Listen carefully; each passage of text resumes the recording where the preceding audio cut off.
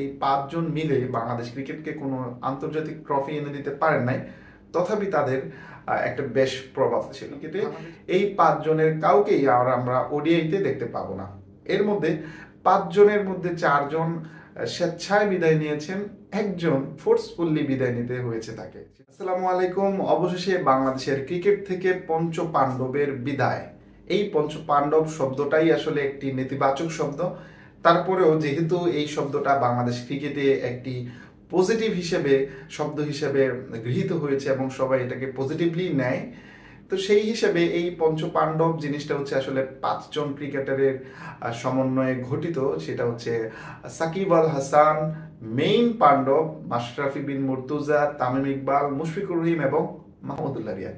এই পাঁচ ক্রিকেটারকে বলা হয়ে থাকে পঞ্চপাণ্ডব। তাদের ইন্টারন্যাশনাল ভাবে বাংলাদেশ ক্রিকেটে কোনো অর্জন নাই, অর্থাৎ এই পাঁচজন মিলে বাংলাদেশ ক্রিকেটকে কোনো আন্তর্জাতিক ট্রফি এনে দিতে পারেন নাই, তথাপি তাদের একটা বেশ প্রভাব ছিল। বাংলাদেশ ক্রিকেটের মতো একটি দেশ যেখানে আমরা দল হারলেও ব্যক্তিগত একটা পারফরমেন্স হলেও আমরা খুব খুশি থাকি, মানে আমাদের ক্রিকেট ফ্যানদের খুব অল্প চাওয়া, যেখানে আমরা ম্যাচ হেরে গেল, ধরেন মাহমুদুল্লাহ একটা 50 নিল, তাহলে আমাদের একটা পোর্শন খুব খুশি যে মাহমুদুল্লাহ পারফরমেন্স করেছে, এটাই আমাদের কাপ। আবার মুশফিকের ক্ষেত্রে সেম ঘটনা। সাকিব আল হাসান আর তামিমের ফ্যান তো আলট্রা প্রো লেভেলের, যে ম্যাচ হারলেও যদি তাদের প্লেয়ার, এই পাঁচজনের কোনো এক প্লেয়ার 50 রানের একটি ইনিংস করেন বা একটি সেঞ্চুরি করেন বা 5টি উইকেট পান, তাহলে আমরা যে পরিমাণ খুশি হই, ম্যাচ উইন করলেও অত পরিমাণ খুশি হই কিনা আমরা জানি না, আর আমরা তো ম্যাচ উইন করতে পারিও না। যাই হোক, এই অল্প চাওয়ার একটি ক্রিকেট নেশন, তাদের যে ক্রিকেট ফ্যান, সেই ফ্যানদের পছন্দের শীর্ষে ছিলেন এই পাঁচজন। তারা কিন্তু অবশেষে বিদায় নিলেন। বাংলাদেশ ক্রিকেটে এই পাঁচজনের কাউকেই আর আমরা ওডিআইতে দেখতে পাবো না। এর মধ্যে পাঁচজনের মধ্যে চারজন স্বেচ্ছায় বিদায় নিয়েছেন, একজন ফোর্সফুল্লি বিদায় নিতে হয়েছে তাকে, সেটি হচ্ছে সাকিব আল হাসান।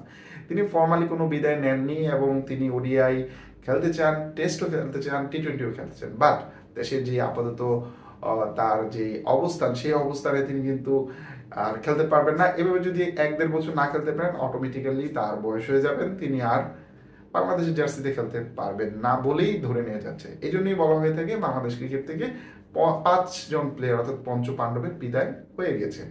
এর মধ্যে একজনই আছেন যাকে আমরা বাংলাদেশের ক্রিকেটের সাদা জার্সিতে দেখতে পাবো, তিনি হচ্ছে আমাদের মুশফিকুর রহিম। জানি না কতদিন খেলবেন, তবে তার যে পারফরমেন্স, সেই পারফরমেন্স সম্ভবত খুব বেশি তিনি খেলতে পারবেন কিনা, যদি না সামনের সিরিজগুলোতে ভালো খেলেন, তাকেও বিদায় নিতে হবে। বড় জোরে 1 বছর আমরা তাকে আর দেখতে পাবো।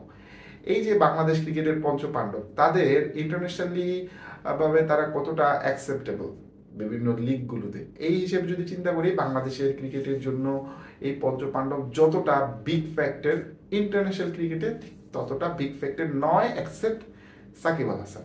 বাংলাদেশের একমাত্র ক্রিকেটার হিসেবে সাকিব আল হাসানই আছেন যিনি বৈশ্বিক সবচেয়ে বড় বড় যে লিগগুলো হয়ে থাকেন, সেই সবগুলো লিগেই খেলেছেন। যেমনটা ধরা যায় আইপিএলে পরপর খেলেছেন, চ্যাম্পিয়নও করেছেন কেকেআরকে, বেশ কয়েকটি দলে খেলেছেন, বিগ ব্যাশেও খেলেছেন, পিএসএল এ তো খেলেছেনই। এছাড়া এরকম যত ছোটখাটো লিগ আছে, সব লিগেই সাকিব আল হাসান খেলেছেন। কানাডার যে একটা লিগ হয়, সেখানেও তিনি খেলেছেন। অন্যদিকে এর পরের বিগ ফ্যাক্টর হিসেবে যদি ধরা হয়ে থাকে, সেক্ষেত্রে তামিম ইকবাল খানকে ধরা যেতে পারে, কারণ তিনি আইপিএল এ ইনক্লুড হয়েছিলেন বাট কোনো ম্যাচ খেলতে পারেননি। পিএসএল এ খেলেন, তবে লঙ্কান প্রিমিয়ার লিগে তিনি খেলেছেন সম্ভবত 1-2 ম্যাচ। এরপরে মাশরাফি মুর্তজার কথা যদি বলি, তিনি আসলে ইনজিওর্ড প্লেয়ার, সে কারণেই অনেক জায়গায় হয়তো পান না। তারপরেও বাংলাদেশ ক্রিকেটের মধ্যে তিনিই প্রথম আইপিএলে বিগ ফ্যাক্টর হিসেবে গিয়েছিলেন, প্রায় 3 কোটি টাকা নিয়ে। অনেকক্ষণ তাকে নিয়ে দর কষাকষি হয়েছিল প্রীতি কিংস 11 পাঞ্জাব তৎকালীন এবং কেকেআর এর মধ্যে, নিলামের মধ্যে। পরবর্তীতে কেকেআর তিনি যান, তবে খুব যে ভালো করতে পারছেন তা না। 1 ওভারে 22 রান দরকার ছিল লাস্ট ওভারে, সেটা তিনি দিয়ে ম্যাচ হারিয়েছেন মুম্বাইয়ের সাথে, এবং রোহিত শর্মা 3 বলে 3টি 6 মেরেছিলেন। যাই হোক, সে সবই হচ্ছে বাংলাদেশ ক্রিকেটের অর্জন না ব্যর্থতা, সেটা অন্য বিষয়। এরপরে মুশফিকুর রহিম এবং মাহমুদুল্লাহ, তারা অত একটা যে খুব বেশি বহির্বিশ্বে প্রভাব ফ্যাক্টর বা বিগ প্লেয়ার তা কিন্তু না।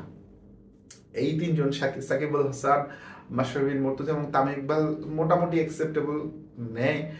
সেই দিক থেকে মুশফিকুর রহিম এবং মাহমুদুল রিয়াদ পিছিয়ে থাকবেন। তবে বাংলাদেশের পার্সপেক্টিভে এই 5 জন বিগ প্লেয়ার এবং বাংলাদেশের বহু জয়ে তাদের অবদান আছেন। আমরা নিশ্চিতভাবে তাদেরকে মিস করতে যাচ্ছি।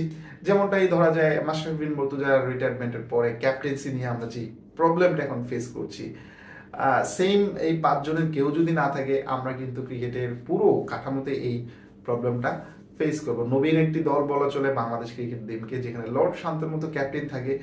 সেই দেশের ক্রিকেটের মান আর যে খুব বেশি উন্নত হবে এটা আমি দেখছি না অন্তত, কারণ গ্রাফটা এখন নিচের দিকেই হবে। পঞ্চপাণ্ডব চলে যাওয়ার পরে, পঞ্চপাণ্ডবের সবাই ধরেন পিকে ছিল, এখন কিন্তু সেটা এবং ডাউনে চলে আসবে। এটাকে কার সাথে তুলনা করা হয় যে মেসলোর চাহিদা সোপান তথ্য একটা ছিল, সেই থিওরির অনুসারে বাংলাদেশ ক্রিকেটের 5 জন যখন ছিল তখনটাই ছিল আসলে কি বলে সর্বোচ্চ লেভেলের, এটা কি বলে ম্যাচুরিটি নাকি, হ্যাঁ ম্যাচুরিটি তো বলে, ম্যাচুরিটি গ্রোথ বা যাই হোক, পরবর্তীতে কিন্তু এটা ডাউন করে। এখন বাংলাদেশ ক্রিকেটের অবস্থা সেই ডাউনের মধ্যেই আছে।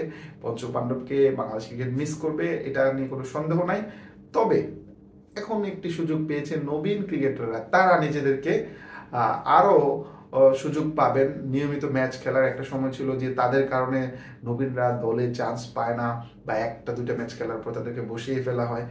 এবার কিন্তু তারা বেশ ভালো সুযোগ পাবেন। তবে এই সুযোগকে কাজে যদি না লাগাতে পারেন তাহলে বাংলাদেশ ক্রিকেট নিশ্চিতভাবে নিচের দিকেই যাবেন। আমরা চাইবো পঞ্চপাণ্ডবের চেয়েও আরো নতুন কিছু পাণ্ডব আসুক, যারা এদেরকেও ছাপিয়ে বাংলাদেশ ক্রিকেটকে একটি অন্তত আন্তর্জাতিক কোন একটি ট্রফি আমরা অর্জন করতে পারবো। দর্শক, বাংলাদেশের যে পঞ্চপাণ্ডব বিদায় নিলেন সেটা নিয়ে আপনার কোনো মতামত যদি থেকে থাকেন বা আপনার কোনো সুখ স্মৃতি থেকে থাকে সেটা কমেন্টস করে আমাদেরকে জানাতে পারেন।